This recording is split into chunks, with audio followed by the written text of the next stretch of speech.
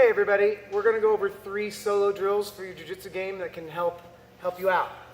The first one we're going to do is what we call the replacement drill. To do this, I'm going to sit on my bottom and put my feet on the floor and my hands on the floor above me. Think about a rectangle being on the ground, and I'm going to put my feet on the bottom points of the rectangle and my hands on the top portion. Okay? From here, I'm going to lift my hip and I'm going to replace my right foot with my left hand. So I turn down, my hand's going to go where my foot was, and my foot's going to go where my hand was. And then I go back. Okay, and I do the other side. Lift your left leg, lift your right hand, and then switch them. Okay? Once I have that, I'm going to go ahead and travel through all points in all directions. I can go forward, back, whatever. Okay? But I want to make sure I keep my feet and the hands on those points. A couple things that can help. One is put the tape on the floor, a piece of tape underneath your feet and your hands, so that when you go, you can see where that tape was, and put your hand on it and put your foot on a piece of tape. That can help out quite a bit. Okay, second drill is just the basic technical stand.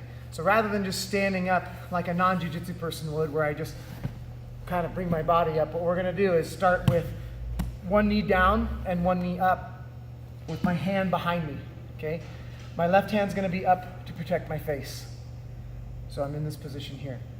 When I start this, it's very important to make sure that your hand is back far enough. So the point where my hand goes into the floor to the elbow that's in the air, that should be a straight line. So from my elbow to my hand's a straight line. So in other words, I don't want to sit like this. See how my shoulders are squared up? So I'm here. I also want to make sure that my hand is not too close to my hips, so it's back there. Okay? Now from here, I'm going to lift my hip, and then I'm going to put my foot behind my hand. So it's a little bit like the drill we just did. My stomach is going to go down, my foot goes behind my hand. See, that's just very, very close. And then I'm going to come up. Okay, so I'm going to go down the same way.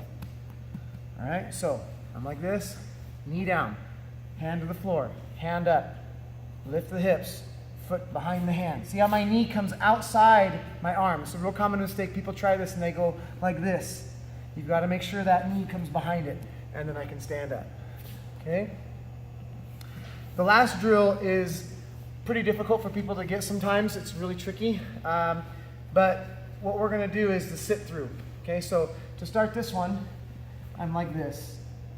I'm going to take my right foot and kick through this way. So see how I go underneath my arm. My arm is going to go like I'm elbowing somebody behind me. Okay, so I go like that. Now my foot is going to stay there, my right one. Okay, I'm going to bring my left foot over, my hand goes to the floor. Now this leg, my left one goes underneath and I reach. See how my elbow goes behind? Now my hand goes to the floor. See how my foot's rotating? So my toe is pointing towards the wall. Now I switch it and I reach. Okay, hand to the floor, leg over and through. Over and through. See how my hips slide as I elbow. Okay? Like that. I like to put a little bit of a hop too. So see when my left leg comes over, I kind of hop my foot. See my toes are pointing this direction.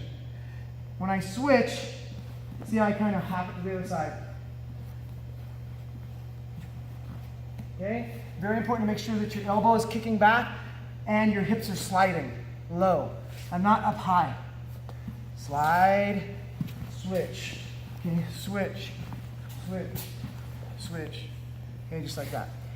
So we have the replacement drill, technical stand, and the slide out, or the slide out drill. Okay, hope those help. See you in the gym.